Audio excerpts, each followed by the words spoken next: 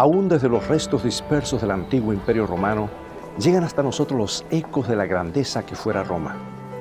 La vemos reflejarse en un arco, una columna, un monumento. Era el centro del mundo occidental, el lugar al cual conducían todos los caminos. De allí los césares enviaron sus legiones al norte, sur, este y oeste, para imponer sobre todos los pueblos la voluntad de la ciudad asentada sobre 7 colinas. En la Roma imperial había 1.200 fuentes públicas de agua. 8 puentes fueron construidos sobre el río Tíber. 19 acueductos suministraban agua potable a la población. Cuando Teodorico el Grande, rey de los ostrogodos, visitó la ciudad, quedó impresionado por la gran cantidad de estatuas. Aseguró que los habitantes de bronce y de mármol de Roma eran casi tan numerosos como su población humana. No es de extrañarse que se la haya llamado la ciudad eterna. Un poeta romano escribió: «Puedo alabarte aunque el sol esté oscuro. Contar las glorias de Roma es como contar las estrellas del cielo». Sin embargo, un día todo este poder cedería ante un mensaje que comenzó a circular entre las clases más desprovistas de poder e influencia. Un día se habría de esparcir una idea tan revolucionaria que terminaría por abrumar al imperio.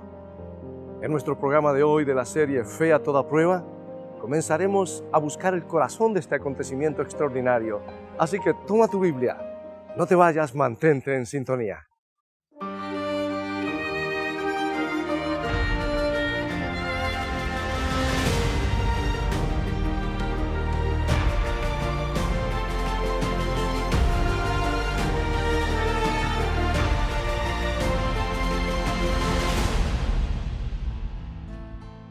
Muchos creen, siguiendo la tradición, que el apóstol Pedro estuvo preso aquí. Lo que sí podemos afirmar con seguridad es que el apóstol Pablo estuvo encarcelado en Roma en calabozos como estos. Algunas de sus epístolas más llenas de gozo las escribió entre frías y húmedas paredes de piedra. Es muy difícil pasar mucho tiempo aquí. Este calabozo es un lugar deprimente. Inicialmente este edificio pudo haber sido una tumba, y tal vez sea la estructura más antigua de Roma. Fue construido con enormes bloques de piedra. Sin embargo, durante la etapa de la República, se convirtió en la temida prisión mamertina. Cuando Charles Dickens visitó este lugar, escribió: «El terror y la lobreguez de aquella vieja prisión, tan pesada y obstinada, parecía brotar desde el suelo como una niebla oscura. Era todo tan silencioso, encerrado y tenebroso, tan sigiloso». La lista de víctimas es escalofriante. Aquí pereció Simón Bar Gioras, valiente defensor de Jerusalén. Aquí fueron muertos sádicos gobernantes como Yugurta, del norte de África. Una iglesia fue construida sobre la prisión para honrar la fe expresada por primera vez en cadenas. Ciertamente esta ciudad no recibió con brazos abiertos a los primeros cristianos o sus creencias. La prisión mamertina estaba situada en la ruta procesional que los generales victoriosos seguían hasta el gran templo de Júpiter en la colina capitalina. Se exhibía a los caudillos cautivos ante las multitudes mientras desfilaban las tropas triunfantes. El orgullo del Imperio de Roma requería la derrota de muchos guerreros enemigos y la conquista de muchos reinos rivales. Pero un día, una clase muy diferente de procesión triunfal comenzaría en este lugar. Sería la marcha de los redimidos, no de los vencidos. Personas que se consideraban trofeos de Cristo demostrarían que su fe era capaz de trastornar el mundo. Fue uno de los sucesos más extraordinarios de la historia. Los que tenían menos poder político o posición social, los recluidos en los calabozos, los que se refugiaron en las catacumbas, mostraron mayor fuerza que el poder y la fortaleza de todos los césares. Su fe realmente venció al mundo. Sin embargo, al principio definitivamente era una fe a toda prueba. Muchos de los primeros en profesar la fe de Cristo perecieron en este lugar de Roma. Hoy el Coliseo no es más que un cascarón en ruinas, pero en la antigüedad allí se presentaban los espectáculos más grandiosos de Roma. Y una de las diversiones más populares para los romanos era ver la tortura y muerte de los cristianos. Aquí 45.000 espectadores expresaban a gritos su insaciable y terrible sed de sangre. Veían a los creyentes morir quemados, acribillados bajo la lluvia de flechas o destrozados por bestias salvajes. Así morían los mártires. Esta era la forma como el Imperio Romano trataba a los disidentes. De hecho, la iglesia primitiva no tenía agenda política. Los creyentes tendían a ser gente pacífica y cooperadora. Pero eran diferentes, eran fácil blanco de los chismosos. Y esos servicios de comunión que hablaban del cuerpo y la sangre de Jesús, tal vez eran caníbales. Quizás estaban envueltos en ritos secretos y terribles. Esos eran los comentarios que se oían en las calles. Y así, los gobernantes débiles y vulnerables usaban a los cristianos como chivos expiatorios. Calígula, Nerón y Domiciano culpaban a esta extraña y nueva secta de los desastres y fracasos del imperio. Tertuliano, defensor brillante de la fe cristiana, trató de exponer este prejuicio. En su apología escribió: si el Tíber llega a las murallas, si el Nilo no crece para regar los campos, si el cielo no se conmueve, pero la tierra sí lo hace, si hay hambre, si hay plagas, surge enseguida el clamor: los cristianos a las fieras. De todo lo malo culpaban a los cristianos. Muchos se preguntaban cómo podía esa gente ser tan terca. Todo lo que tenían que hacer era quemar unos granitos de incienso al César y podían escapar de una muerte horrible. Pero no lo hacían. En vez de eso, se dejaban conducir al Coliseo en cadenas y enfrentaban allí ejecuciones espantosas. Sin embargo, no se podía menos que admirar la forma como muchos de ellos morían. Y en vez de clamar por venganza, pronunciaban palabras de bendición. En vez de maldiciones, muchos de ellos morían cantando alabanzas.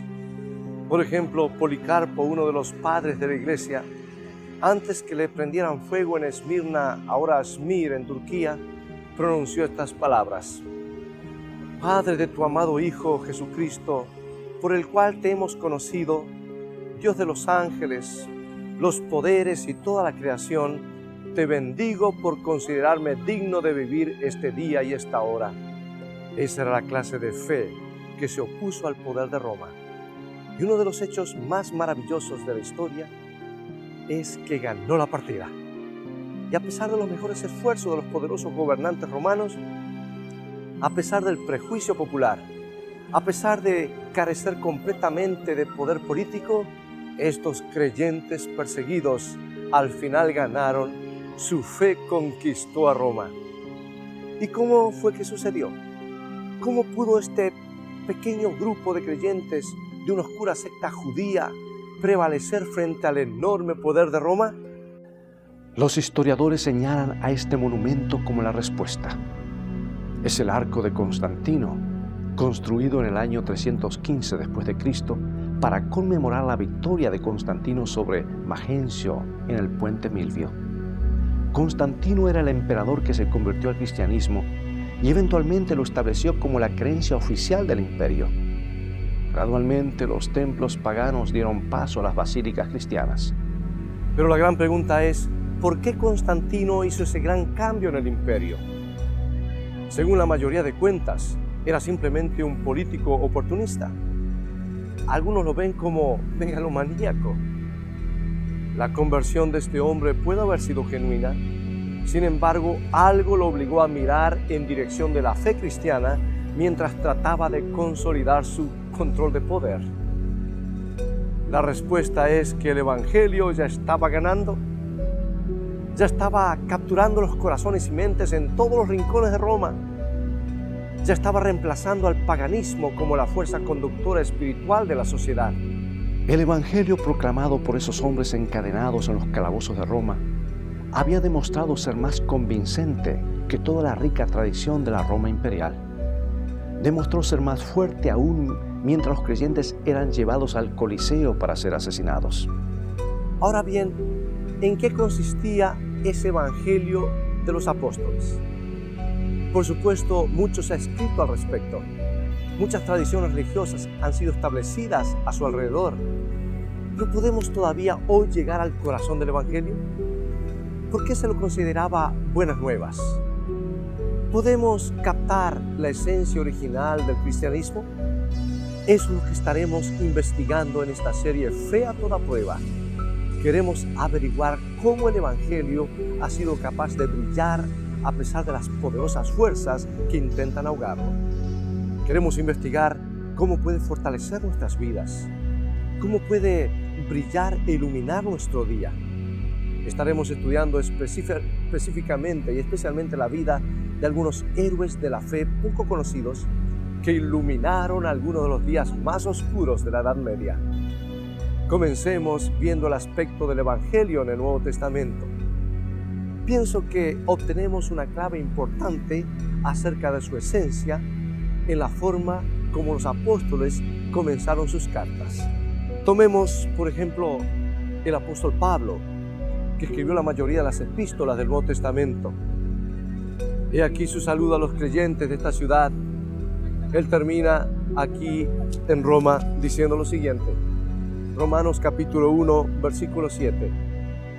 A todos los que estáis en Roma, amados de Dios, llamados a ser santos, gracia y paz a vosotros de Dios nuestro Padre y del Señor Jesucristo.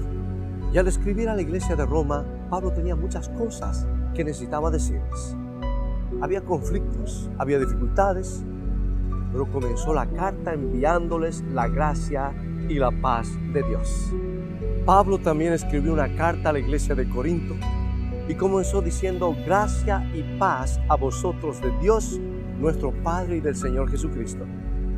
Y al escribir a la iglesia de los Gálatas, su saludo fue gracia y paz a vosotros de vuestro Padre y del Señor Jesucristo. Ahora, ¿cómo comenzó Pablo su carta a los Efesios?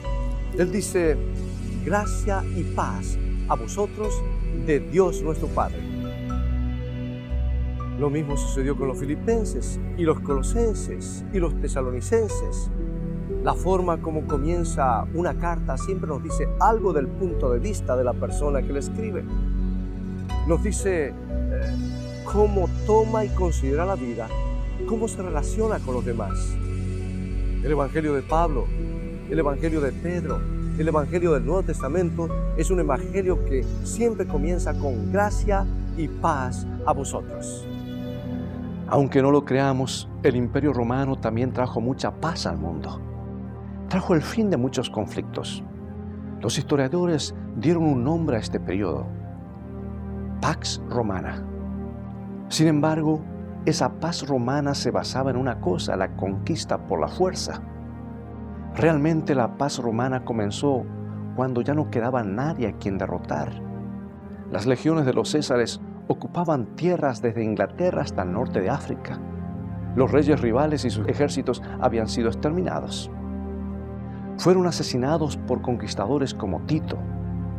Su arco triunfal es uno de los pocos que todavía están en pie. En el interior de la bóveda todavía se pueden ver las figuras de soldados romanos que llevaban el candelabro de oro con 7 brazos del templo de Jerusalén. Este grabado conmemora la conquista de Jerusalén por el general Tito en el año 70 después de Cristo, después de una revolución judía. La ciudad quedó completamente destruida. Roma estableció la paz derramando una enorme cantidad de sangre. Jesús trajo la paz al mundo al derramar su propia sangre. Fue un acto que trajo gracia a todo ser humano. Y aquí lo que el apóstol Pablo escribió a los creyentes en Romanos capítulo 3, versículo 21 al 24. Pero ahora, aparte de la ley, se ha manifestado la justicia de Dios, testificada por la ley y los profetas, la justicia de Dios por medio de la fe en Jesucristo, para todos los que creen en Él, porque no hay diferencia, por cuanto todos pecaron y están destituidos de la gloria de Dios, siendo justificados gratuitamente por su gracia, mediante la redención que es en Cristo Jesús. O sea, lo que Pablo está diciendo es que el Evangelio coloca a toda la humanidad en el mismo plano. Todos tenemos los mismos problemas para resolver. Hemos pecado, hemos sido despojados de la gloria de Dios y no cumplimos las justas expectativas del Señor. Pero ¿qué sucede? Jesucristo dio su vida justa para tomar nuestro lugar. Llevó nuestra culpa para justificarnos libremente por su gracia. Por eso declara justos a los creyentes. O sea que hay redención en Jesucristo, a diferencia de cualquier otro tipo de rescate antes o después. La buena noticia es que cada ser humano tiene derecho a esta redención. Todos podemos venir solo por fe. Todos somos objetos de su gracia. Nuestras dificultades nos colocan a todos en el mismo bote. La solución nos coloca a todos en el mismo bote. Por eso los apóstoles pudieron proclamar: escuchad, el Evangelio ha vuelto a trazar las fronteras. Se han borrado todas las diferencias externas. Se ha redefinido lo que somos como seres humanos. ¿Cuál fue la esencia revolucionaria del Evangelio que causó tal impacto en Roma? ¿Por qué volvió este mundo imperial al revés? El Evangelio proclamó que todas las relaciones humanas podrían basarse en la gracia y aseguró que toda sociedad podría establecerse sobre la gracia. Y aquí un solo ejemplo que se encuentra en Colosenses capítulo 4, versículo 6. El apóstol Pablo, hablando acerca de nuestro modo de expresarnos, dice: sea vuestra palabra siempre con gracia, sazonada con sal, para que sepáis cómo debéis responder a cada uno. En otras palabras, la gracia, la esencia de todas las relaciones humanas, conmovió a la ciudad de Roma. Pero el pagano imperio romano tenía una filosofía diferente. ¿Cuál era? Este es el gran obelisco egipcio traído aquí por Calígula en el año 38 después de Cristo. Hoy se encuentra en medio de la plaza de San Pedro. Costó un esfuerzo increíble para que estos hombres pudieran arrastrar este bloque de piedra desde Egipto a Italia. ¿Por qué se tomaron tanta molestia? Porque Calígula había ganado la batalla. Era conquistador.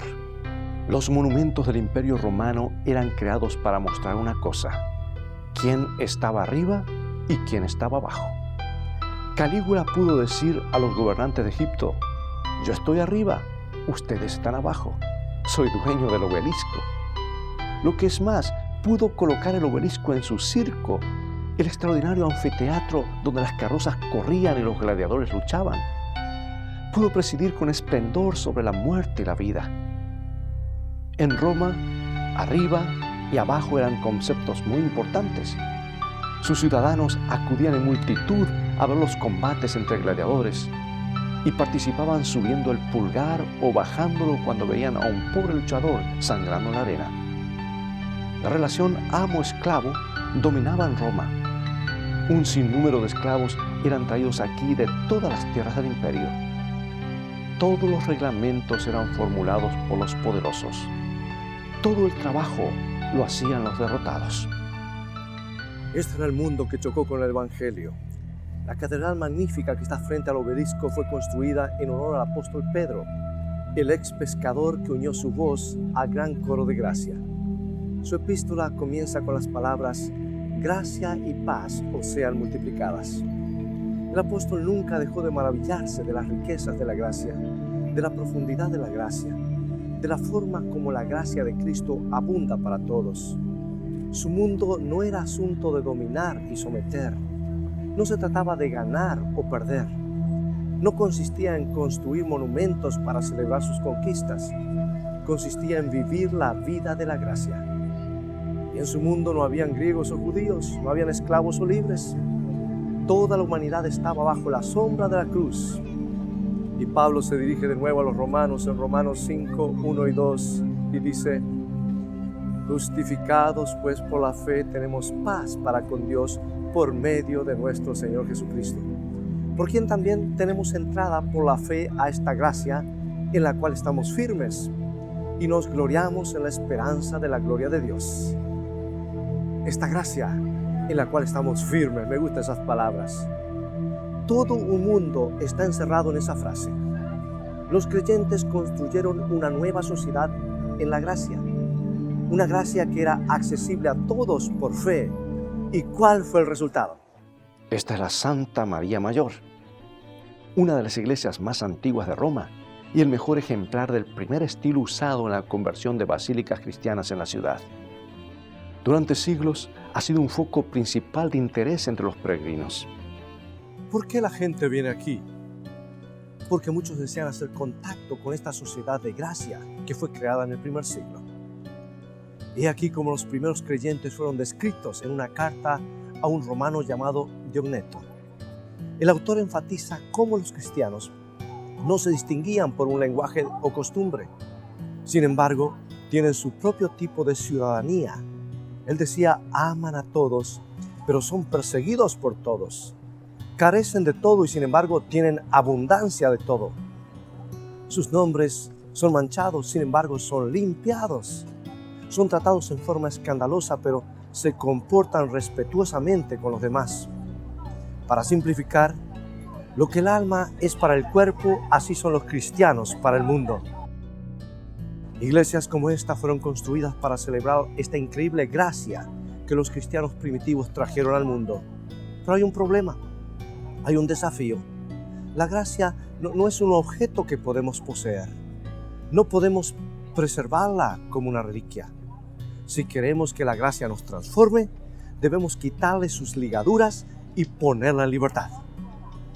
A veces, si la gracia no se ejercita o no se la usa, puede marchitarse y morir. Esta antigua iglesia es la Basílica de San Pedro Extramuros. Constantino la construyó en el IV siglo, sobre el sitio donde, según la tradición, Pablo fue enterrado. Más tarde la iglesia fue reconstruida y ampliada. Los creyentes deseaban conmemorar a Pablo, el gran defensor de la gracia. Sin embargo, a través de los siglos, esta iglesia gradualmente declinó y decayó.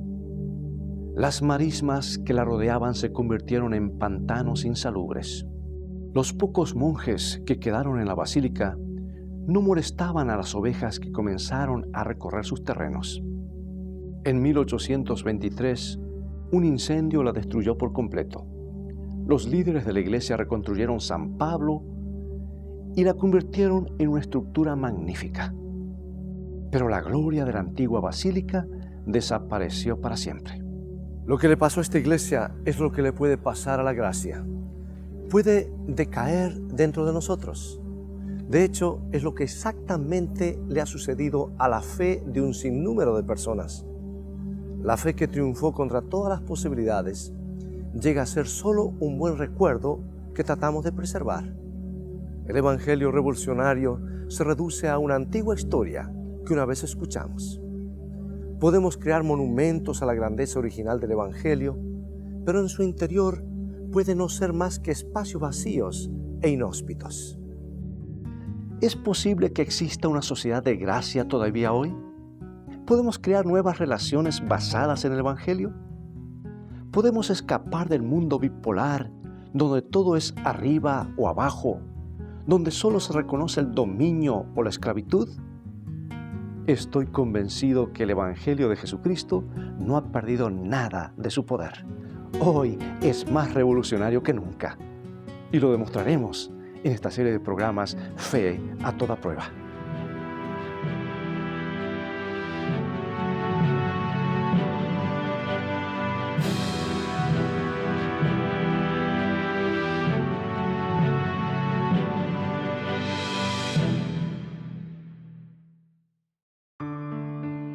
Nuestro Padre Celestial está esperando derramar sobre nosotros la plenitud de sus bendiciones. Es privilegio nuestro beber abundantemente en las fuentes del amor infinito. Qué extraño que oremos tan poco. Dios está pronto y dispuesto a oír la oración sincera del más humilde de sus hijos. ¿Por qué han de ser los hijos e hijas de Dios tan remisos para orar? Cuando la oración es la llave en la mano de la fe para abrir el almacén del cielo, en donde están atesorados los recursos infinitos de la omnipotencia. Pero ahora quisiera que consideres hacer un compromiso, una decisión por Cristo y el Evangelio. Me gustaría que desencadenes el Evangelio en tu propia vida, que le permitas llevarlo a un nuevo lugar. Dios podría tener algunos planes para ti, planes que tú todavía no conoces. Dios puede tener cosas que tú necesitas aprender. El Señor tal vez quiera molestarte y hacer que te sientas un poco incómodo, y sabes, a veces lo hace, especialmente cuando nos está guiando a un cambio positivo en nuestras vidas. Tal vez sea necesario que tú te sientas un poquito perdido para de verdad ser hallado y poder basar tu vida en la gracia. Por eso te animo a que abras tu corazón hoy a las demandas del Evangelio que una vez puso a esta ciudad cabeza para abajo. El Evangelio que derribó a Roma también puede transformar nuestra vida. El Evangelio que transformó a hombres y mujeres aquí hace 2000 años puede transformar tu vida, no importa dónde tú te encuentres hoy. El mismo Jesús que entró en otras vidas y les imprimió un rumbo completamente distinto, tiene hoy poder suficiente para hacer lo mismo en nuestra vida individual. ¿Abrirás tu vida al Evangelio?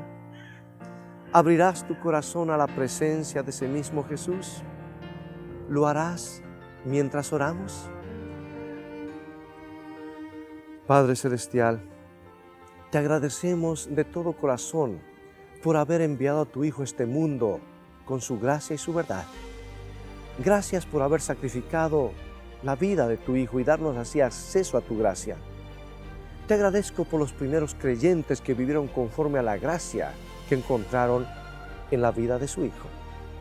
Hoy necesitamos volver a descubrir este Evangelio para hacer impacto, para hacer frente a nuestras teorías favoritas y tal vez puntos de vista preferidos. Te ruego que nos ayudes a recibir más luz. Ayúdanos a poder brillar con más esplendor. Por favor, capacítanos para hacer impacto en este mundo. Todo esto te lo pedimos en el nombre de Jesucristo, nuestro Salvador. Amén. Esperamos que hoy hayan disfrutado con nuestro programa de Roma. Será hasta la próxima vez, cuando volveremos a Italia para otro programa de nuestra serie Fe a toda prueba. Dios te bendiga y recuerda, escrito está, no solo de pan vivirá el hombre, sino de toda palabra que sale de la boca de Dios.